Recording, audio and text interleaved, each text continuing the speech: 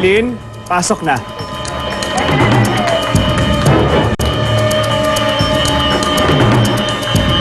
No choice, kailangan i-accept mo yun. Kung meron mang elimination round, so kailangan harapin mo yun.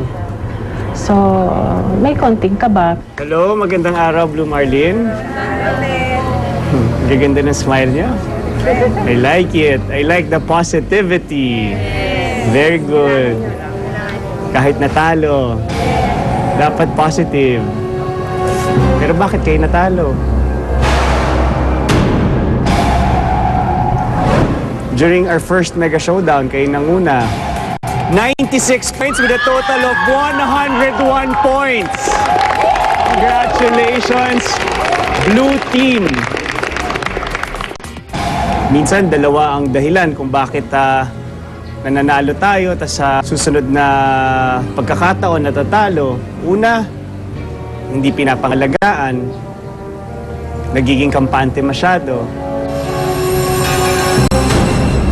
Pangalawa, yumayabang o lumalaki ang ulo, kaya hindi na maintain ang position.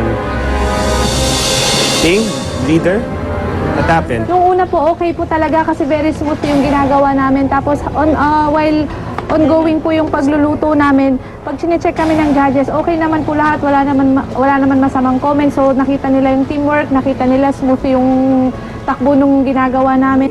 Sino tumitikim sa inyo? Lahat po kami. At sa inyo lahat yon ay okay. Just po, tinitimplahan na rin po ng bawat isa sa amin. Tingin ko po sa amin, kung teamwork, hindi pa rin nawawala, mas nag-exert pa nga kami ng effort. So teamwork, sabi niyo okay. But you failed. Ang feeling ko, parang talagang nakaka-degrade ba ng pagkatao mo kasi parang leader ka, mami ka, tapos hindi mo nabigyan ng justice yung challenge.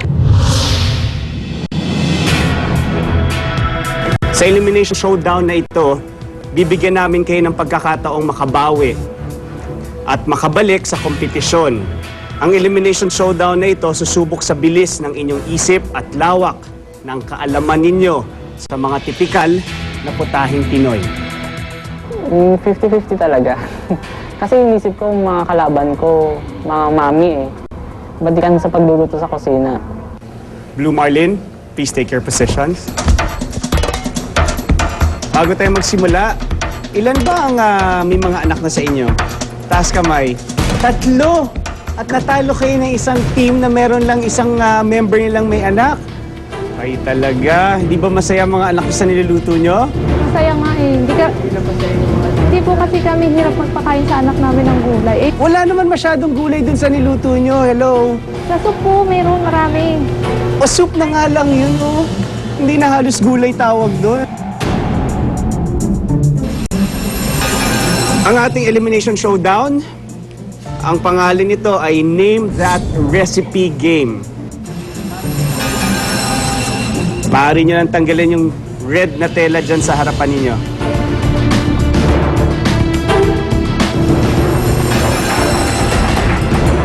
Makinig mabuti sa mechanics, ha? Isa-isa kong i-reveal ang mga sangkap ng iba't ibang klaseng putahing Pilipino.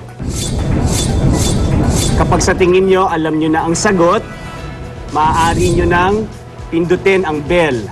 Kapag tama ang sagot nyo, automatically you get 1 point. At kapag mali naman, you will automatically lose that round. At hindi na kayo maaari pang makasagot at hihintayin nyo na ang susunod na round. Pag nag-press kayo ng bell, hintayin nyo munang tawagin ko ang pangalan ninyo bago kayo sasagot. Kapag sumagot kayo agad without me mentioning your name, hindi ko i-honor ang sagot na yon. Taas ang kanang kamay. Every after ng dish na nahulaan, ibabalik nyo sa ganyang posisyon.